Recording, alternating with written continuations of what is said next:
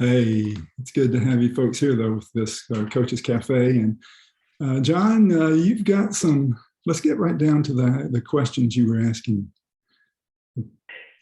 Yeah, so my question is, given the season that we're in right now, and understanding that that's not the same for everyone, but where I would say globally, mentally, that we're at is a re-emergence, if you will, Yeah. of reopening of things, relaunching or starting or continuing. There's a different feel to things right now. Given that, what's particularly relevant by way of conversations that we're having with leaders and that we're seeing in teams? And then the follow on to that is, how does GRIP-Birkman play into those conversations? What's relevant for us to look at in light of those conversations within the GRIP-Birkman assessment?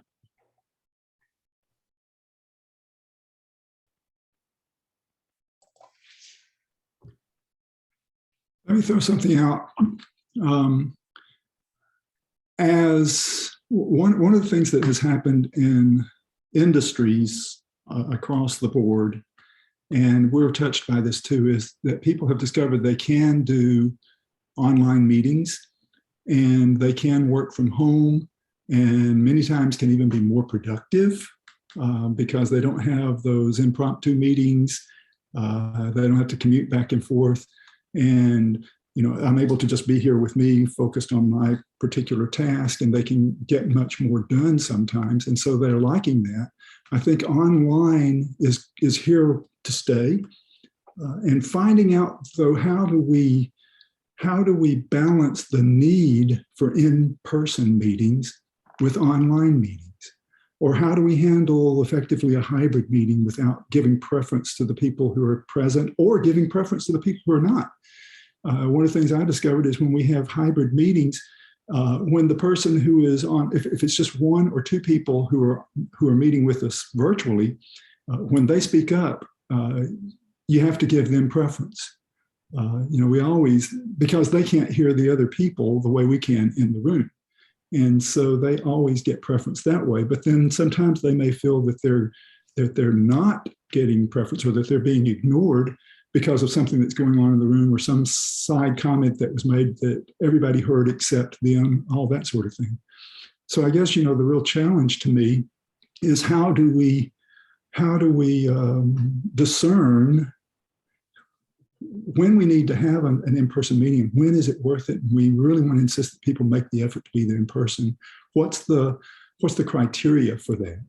And learning how to do the hybrid thing well, which I haven't seen very many people who do it well, to be real honest.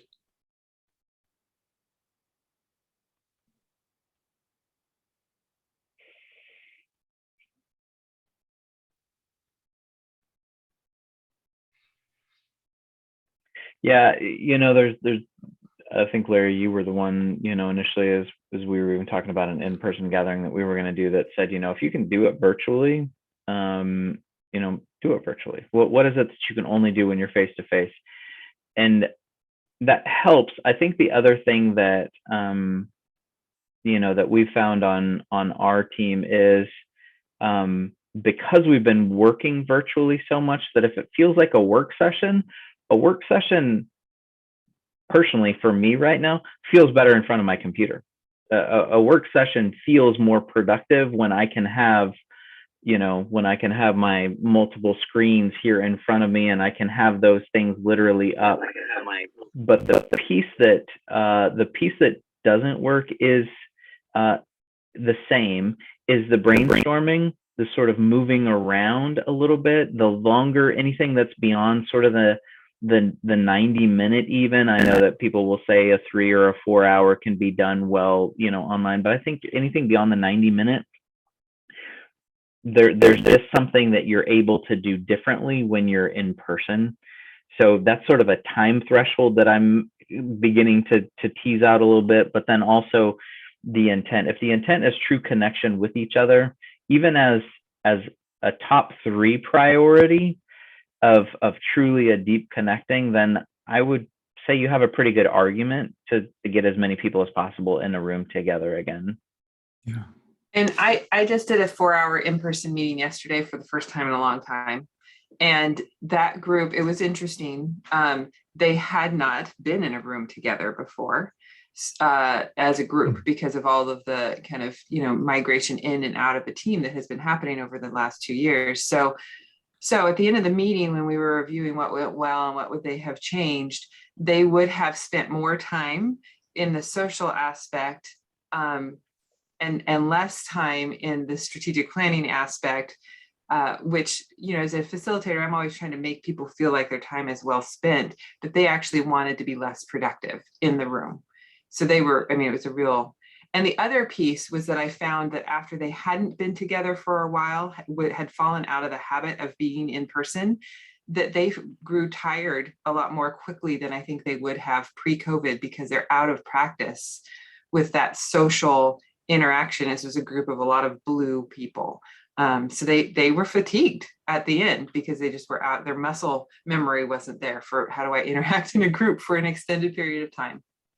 Yeah, and when we're doing online meetings, John, we are keeping them shorter. We're not doing 4-hour meetings most of the time online, and so Jen, they're not accustomed to the social interaction that lasts that long, and we've gotten out of practice with that, haven't we?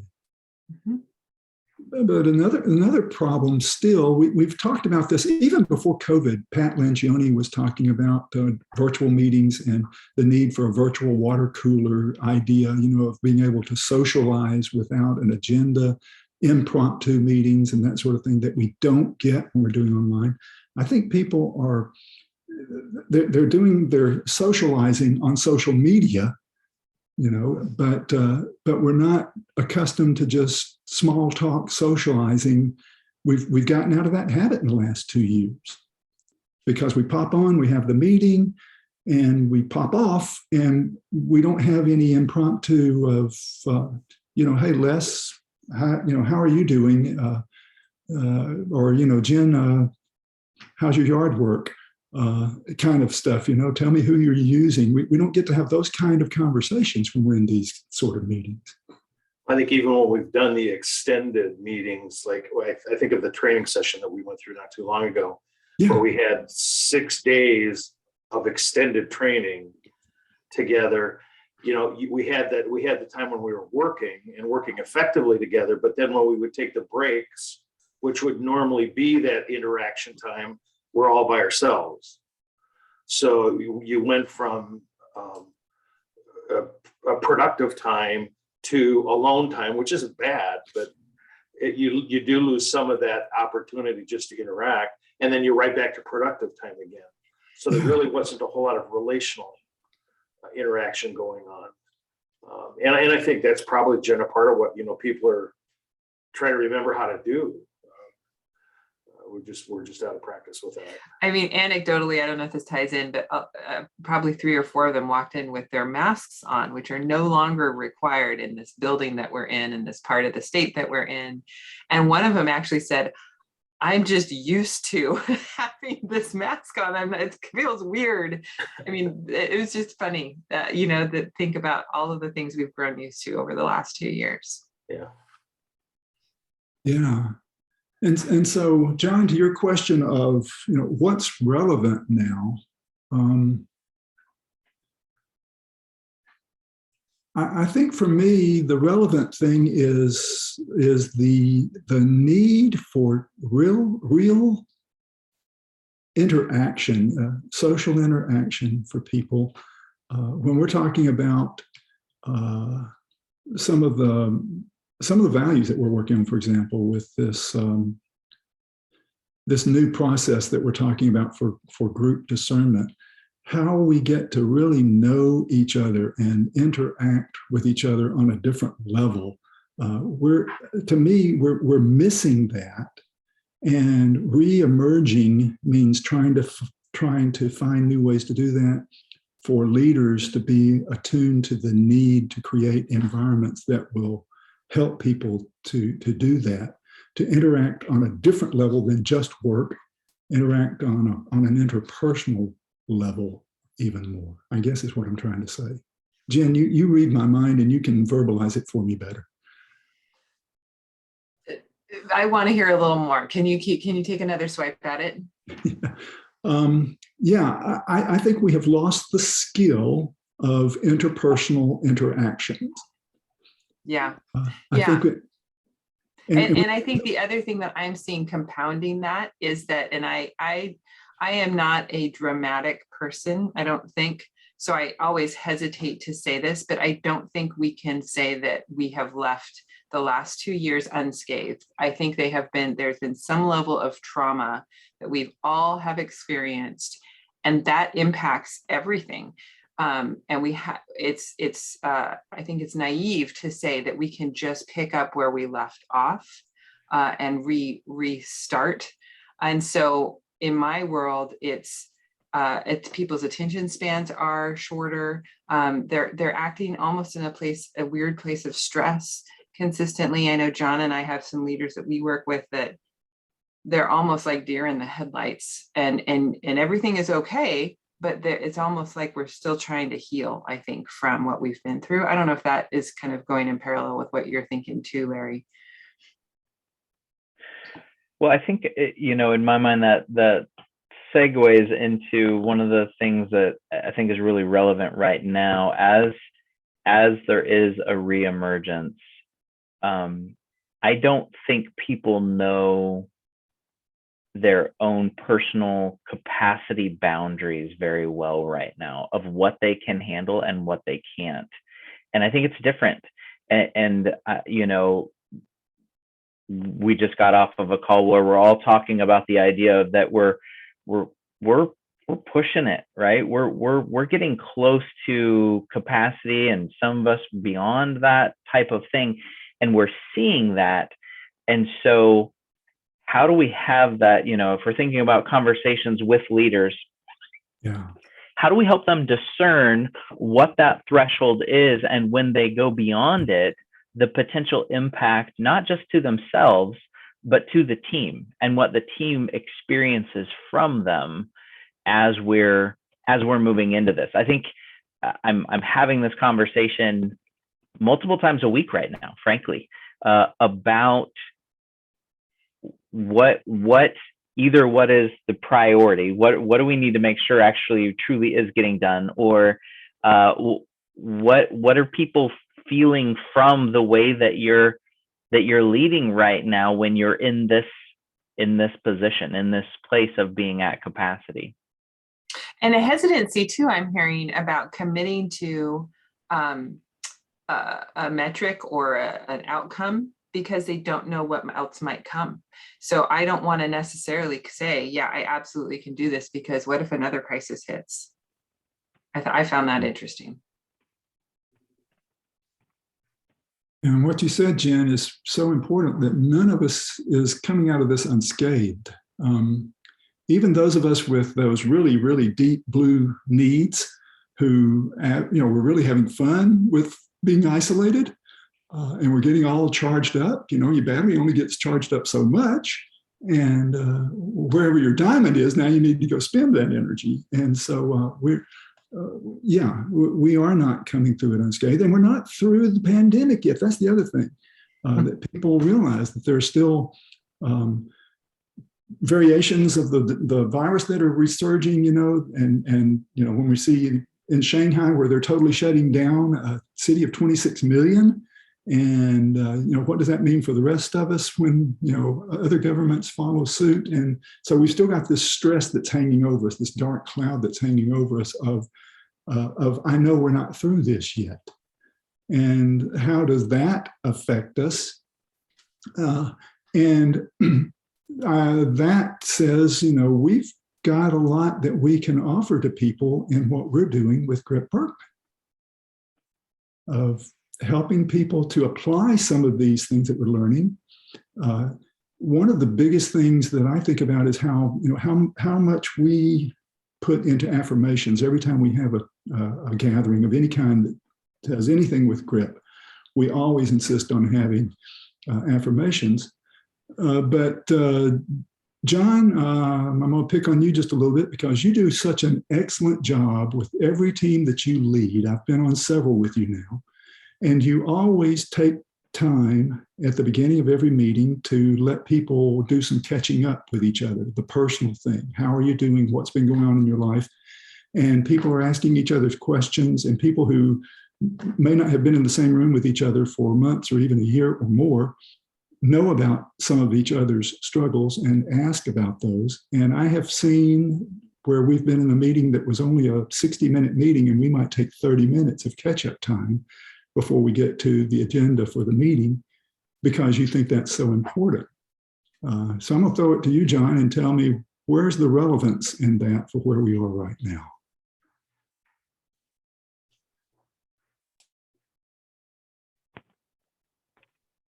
Fundamentally, I'll take it all the way back to, if we really believe, that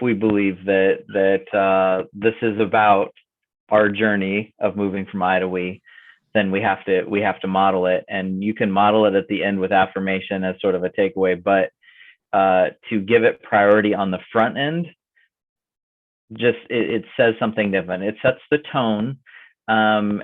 When I feel like when it's done well, there's a relevant question that ties in the personal to where the meeting needs to go.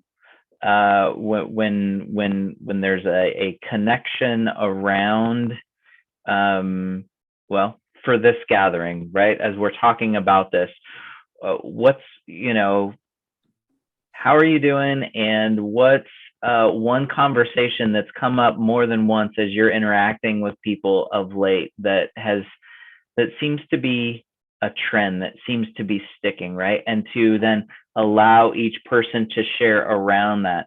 It doesn't say, hey, let's talk about how our needs aren't being met individually and how we're saying we're too busy. It's not forcing that conversation. It's allowing the themes to emerge from that. So it's a dual purpose. It's allowing people to be heard, to be seen on the front end of something. And when done well, it's actually potentially shifting either that or just deepening the richness of the conversation and the content that is to come. Yeah, and it does set the tone, doesn't it? Now aside of that, I'm making an observation right now off the cuff, but John, I've noticed that in some of those meetings, the agenda might not be completely worked through, but there might be assignments made that will then carry out and complete the agenda. And so sometimes it might say, it might be a matter of saying, it's more important for us to do this connecting part right now in the team so that then we better understand what the assignments are we're going to be working on as we leave from here. Well, and even as we're making assignments then to say, hey, Scott, would you be willing to connect with Les on that later? Then there's, especially when you're dealing with teams that aren't typically connected to each other, for them to have a little more bearing. I mean, I think of one of the last work groups, and you've got a friend that works in athletics in Texas, and you've got somebody that works in global missions, in Florida, that have never met, that are spending concrete time on a project together. And so for them to feel like outside of that meeting that it's not awkward, it's, because they've connected relationally, they understand each other enough to then be able to individually dig in. And I think as a team leader or as a facilitator, that's really rewarding to see the people connect deeply enough to where they not only want to invest in the topic, but they want to invest relationally into each other moving forward. All right, Les brings up something in the chat box here that Les is having a little bit of trouble with the connection today. So I'm going to read a couple of his comments, and then Les, let's give you a try to see if you can come on and comment with them. First of all, virtual meetings have fewer sidebar conversations with the person beside us. And then the need to ask questions that were just asked. And, you know, we just feels less real in a virtual setting. Yeah, and the chat box is a substitute for that, but it just doesn't do quite the same thing, does it? And then Les also says that my experience today with an unstable connection is one of the downsides of virtual meetings. Your images are frozen. Voices are disjointed, awkward at best. Les, you got a mic on now?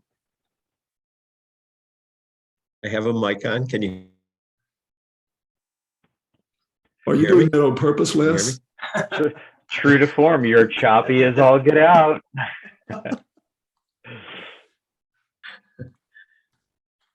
Yep, it is choppy, Les. But I think it's a graphic illustration of, yeah, when you don't have a good connection, it is painful, isn't it? Yeah, that's what he just put in the chat box. This is painful. I think when we've scheduled a meeting of any kind, really virtually, that has where outcomes are going to be critical, the possibility of the internet complications can pretty much take that whole meeting down pretty quickly. Yeah. And that's, I think that's one of the downsides too. There are no workarounds. Either it's working or it's not working. Where, you know, if you're in a room where if you're together in a room where the heat's not working, you move to another room. That's not a possibility when we're in this format, but and it is painful. Yeah, although, you know, we do have other devices sometimes, and if you've got you've got a cell phone, sometimes you can log on to the meeting by phone, which, you know, at least lets you partially be there. It's not quite the same. And if you're depending on your screens, for like if we're sharing screen or something like that, you know, you don't see it as well on the phone as you do on the big screen. So here in northern Michigan, our more connected internet connections, like the cable, are lifesavers, because if we had to depend on a cell phone connection here, it's not going to be reliable at all. Yeah. So, Larry, I want to take us back though to one of the ideas, you know, that we were talking about as far as this. We've lost the skill of the small talk, over, you know, rephrased. Yeah. Do we believe that we need to build that in to our meeting agendas, or do we want to be purposeful in relationally connecting? Yeah, you know, sort of thinking about, and I guess the extreme would be, you know, hey, give me your best icebreaker game. You know, let's play a, you know, would you rather game, or is it really that we need to lean into, and I'll go to GRIP-Birkman language, that we need to lean into an insights report, or that we need to lean into one angle of the triangle, the team style? How have you seen it play out? What are we saying might be the contribution that we would want to make relationally in the meetings, knowing that this is a gap that we have right now? Yeah,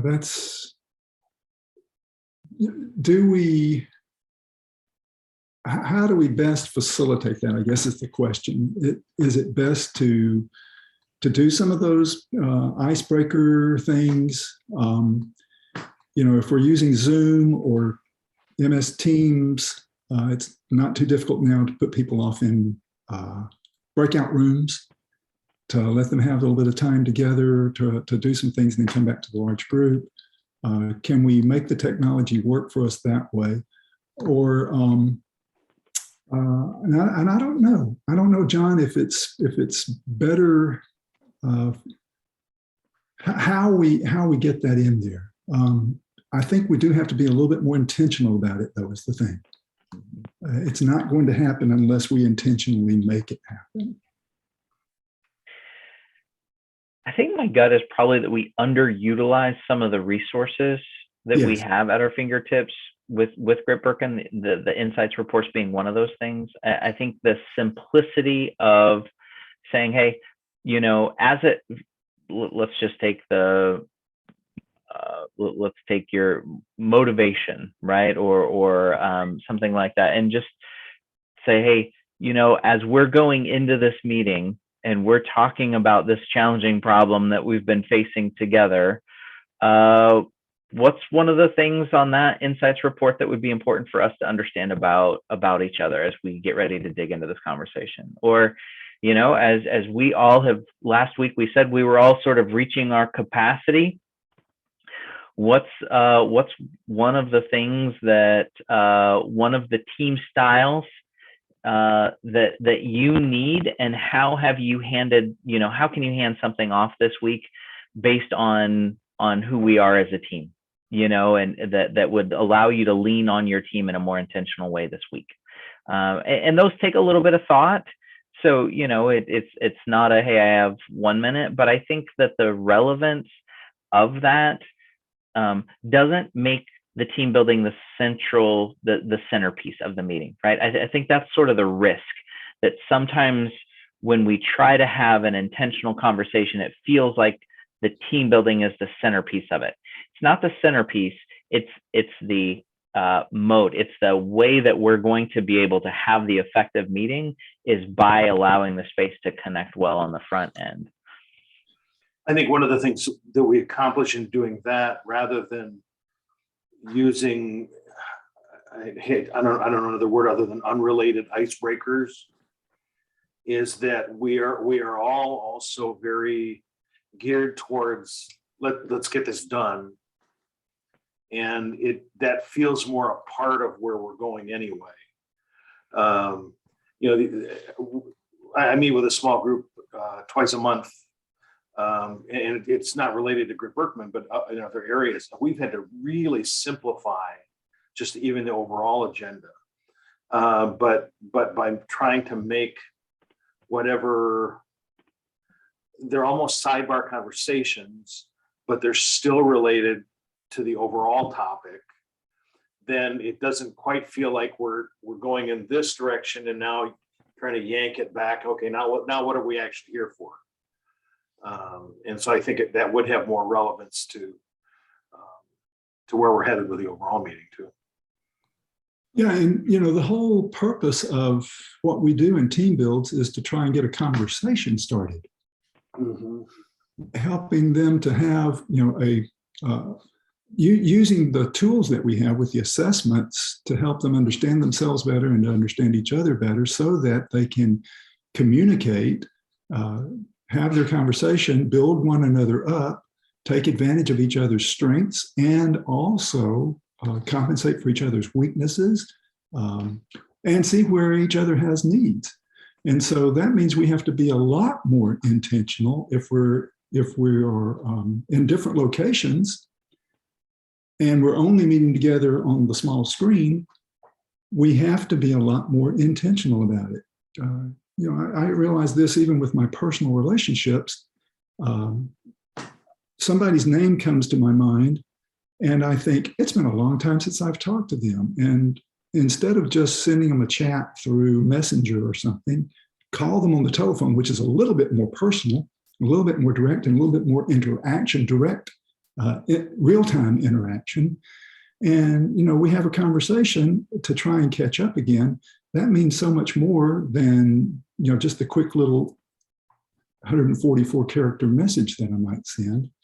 And I realize you can have more than 144 characters now in most of the media that we use, but the point is it's so short and it takes so much more time and you're not really interacting on the same level. Finding ways to help teams to connect and to continue that conversation when that's what we're about, and not just about this team building event that we're in.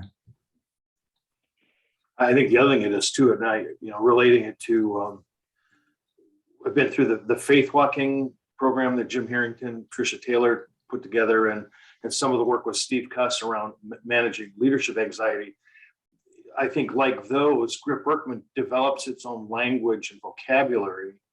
And the more we take little bits and pieces and turn them into casual conversations, the more we're making it a part of the overall vocabulary within the team we're talking to, which is also tremendously helpful. Yeah. Yeah. And so I think, John, that getting it to carry that thing of getting it into the casual conversations, getting it to be ingrained in our mindset. And I guess that is to some degree building our culture. It's just different than anything we've ever done before, trying to build a culture this way. Mm-hmm. Mm-hmm.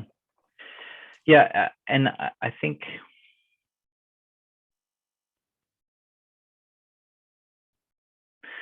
the other piece that has continues to be relevant and potentially even more relevant right now that I'm finding in this season, another piece is, have we clearly communicated the intent of the meeting so that we're providing the mental clarity of why we're here together for this. There's something about the idea of transitions that seemed easier pre-COVID, and maybe I'm just glorifying that time in my mind, but there has to be an intentionality, and that would probably be the word, both in how we're connecting, but I think even intentionality of what's the intent, what are we trying to do in this meeting, why are we gathering now in that. And I think that intentionality, the relational connecting time, and then how do we incorporate some of the values that we're trying to ascribe to, or that we're trying to live into in between meetings as well. What does that look like? Becomes really important. Again, a conversation just yesterday with a leader was talking about sort of this capacity issue. And I said, well, how is that built into the team's DNA? And he said, well, I mean, we've stated it as a value. And I said, that's great. I think that's really important. I'm an outsider. I don't know your team. If I came and looked at your team, how would I know that that's a value to you? What would I see? Not in your meetings. What would I see as far as that your team is doing, or the way that you're interacting, that would tell me that that's one of your values? And Frank, he wasn't able to answer that. And I think many of us wouldn't be able to. Mm-hmm. Our values are aspirational at best.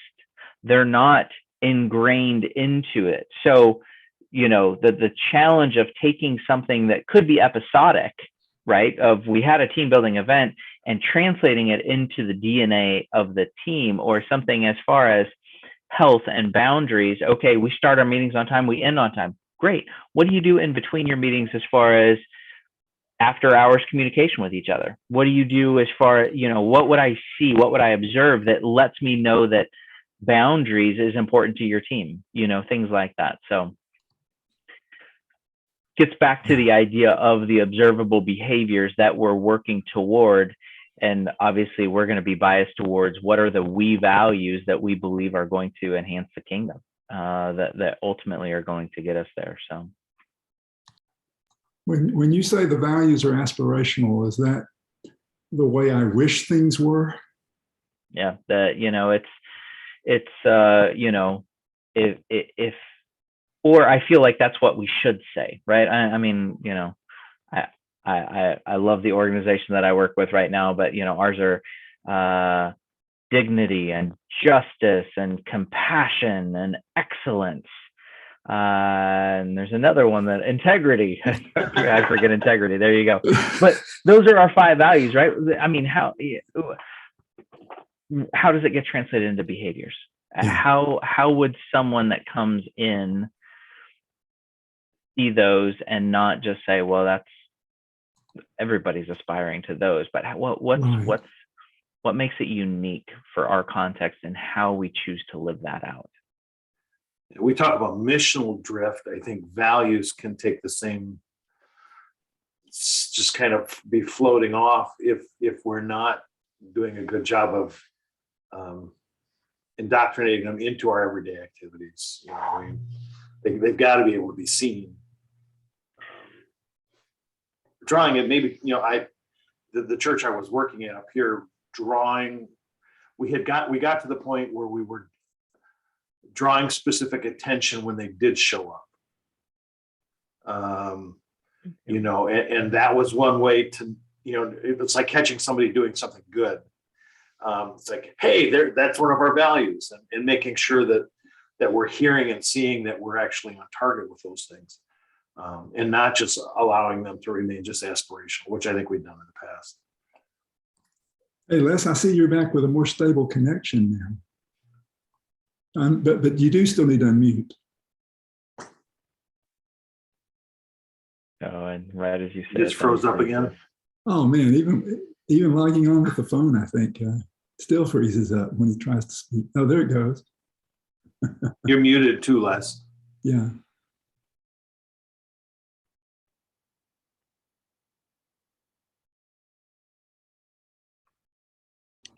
There it is. Okay. I had to go to another screen to find the on button. There you go. I know you've been dying to participate in this conversation. Oh my goodness. You know, this whole virtual versus live, it's been a circus. And I was on a meeting earlier this morning. We were talking about, you know, what is it that's keeping us from being able to make the most of everything? And, you know, one aspect of the conversation was we haven't actually owned the losses. We haven't actually owned the pain that we're living in. And it's like we could walk right up to something, but we stop there because we're damaged, and we're not even beginning that healing until we own we've lost these things, and it's negatively impacted me. And so we're actually pulling together an event for our denomination, for our pastors. We're using videos to prepare them, and then we're going to gather in groups, and then we're going to gather as a whole denomination and celebrate. But we're trying to help people just stop and say, yes, I am not comfortable with how I feel. And that's okay. Because we're trying to help them, you know, whether they're doing virtual or live or combination, they need to bring their best to the table, and you can't when you're wounded like that and won't even own it. Yeah. You know, that last comment I typed in, you know, that we in a virtual setting is so hard to grasp. Yeah. We were Larry and I had a chance to be on a meeting the other day, and we were talking with a couple of people that, you know, facilitate meetings for really around spiritual formation direction for their organization, and they had gone through an activity of writing a group lament, and the healing nature of that, or the unifying nature of that, of sharing in that pain, and their central focal point of that, if you will, was the virus.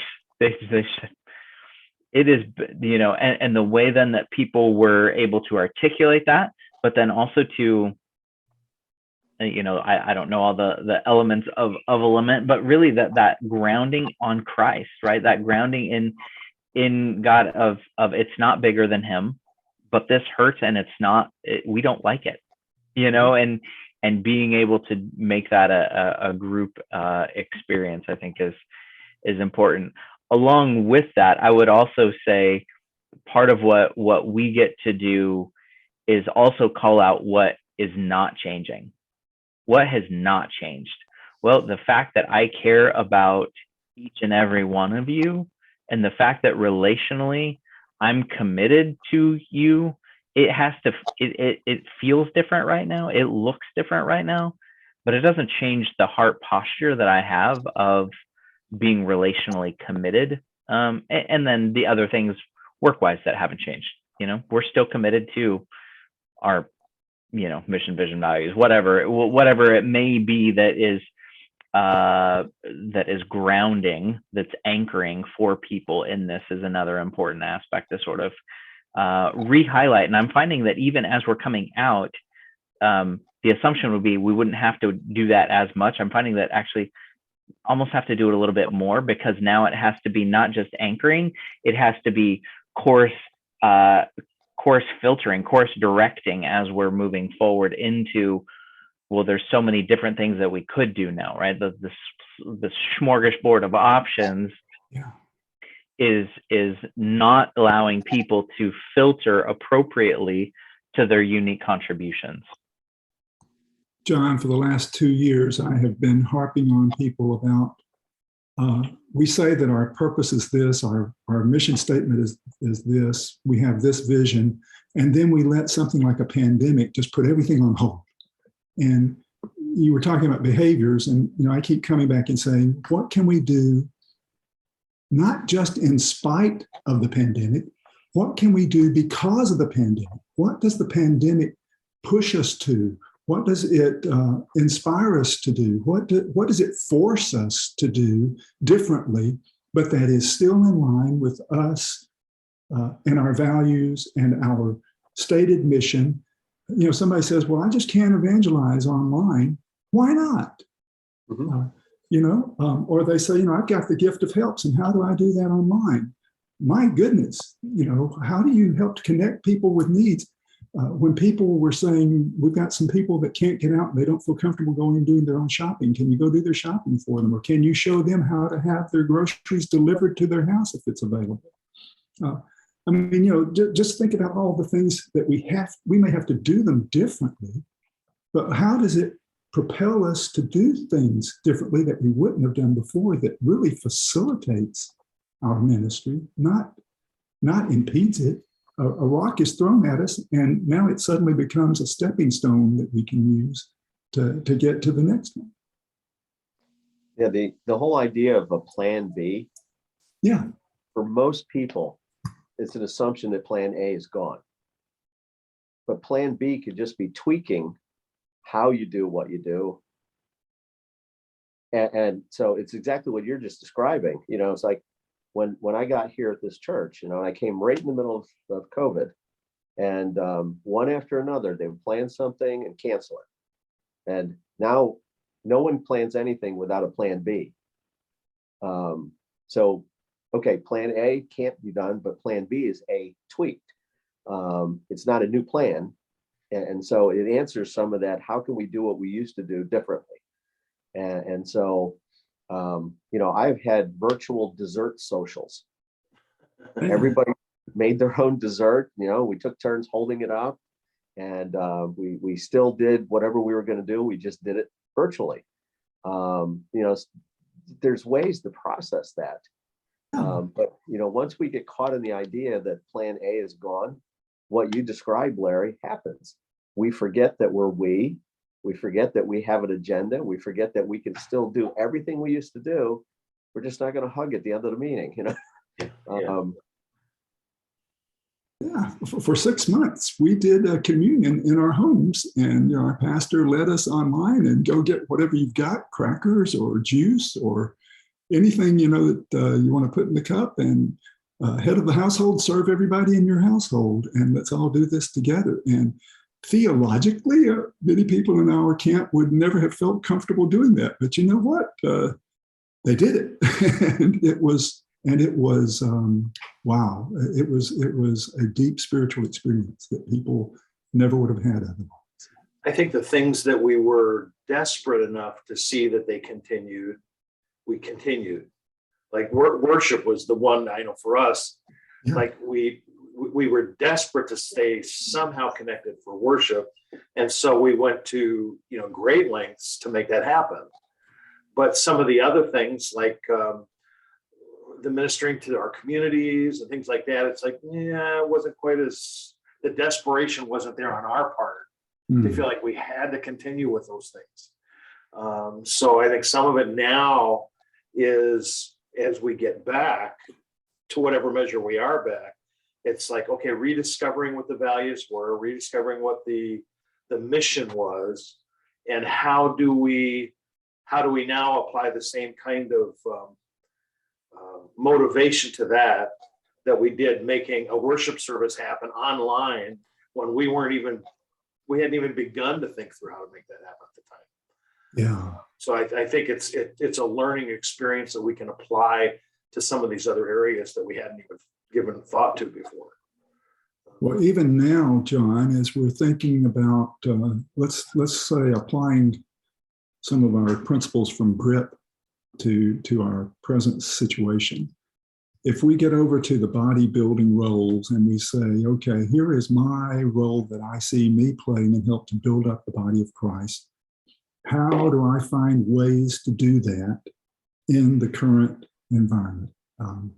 And the reality that is today, and not thinking about yesterday or tomorrow, just today, this is, how can I exercise my gifts, and how can I apply that in team styles, however we are getting together in teams, and ultimately, how do I translate that to action as I'm playing my role in the body? How do I find ways to do that in this environment? Yeah, well, and I think the why on that, Larry, is really important. That what's at stake there. What's at stake is joy and power and fruit. That if we choose not to lean into those things because of circumstances, because of the, things are different, at risk then are all the things that are true that we say that the Lord wants to do in and through us, and us living into the design that He's created for us, right? The joy that we can experience, which is truly life-giving and renewing and refreshing in times of pandemics or times of over fatigue, is to be able to do that. God's power showing up in us, and ultimately kingdom fruit of more people knowing Jesus in a deeper way, and new people knowing Jesus that didn't know Him before.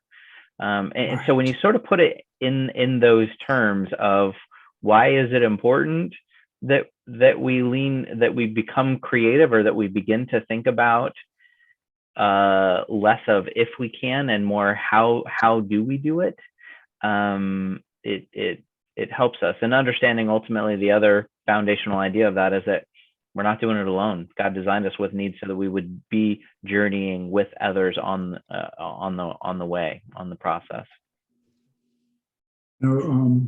Even our church did not meet in person for 6 full months. But even during those 6 months, we had people that were coming to faith in Christ, and we had family gatherings of baptisms. We saw some baptisms, some new people coming, and we have continued to have new people coming to faith in Christ throughout the pandemic, because we have been trying to stay faithful to ministering in whatever way we possibly can. We still have a lot of people that have not come back to in-person meetings yet. And they're still fearful, or they've gotten complacent. They've gotten used to doing things the way they are. You get used to just not going, or get, as some people call it, pajama church. They like to go to pajama church. And even though we tell them that's fine, where you can wear your pajamas and come in person too, they won't do that. So as we're struggling through some of those things, finding what is our current reality, and how do we need to respond? John, I liked what you said though about those observable behaviors, because there's where you really put to the test. Are you actually do what you really and truly believe in, don't you?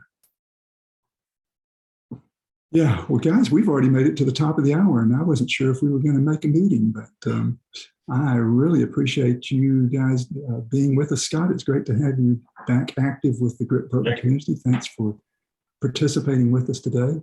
And I will post this for any of the other coaches that want to participate in this conversation. I think it could be stimulating for us. And we'll look forward to seeing you again next month.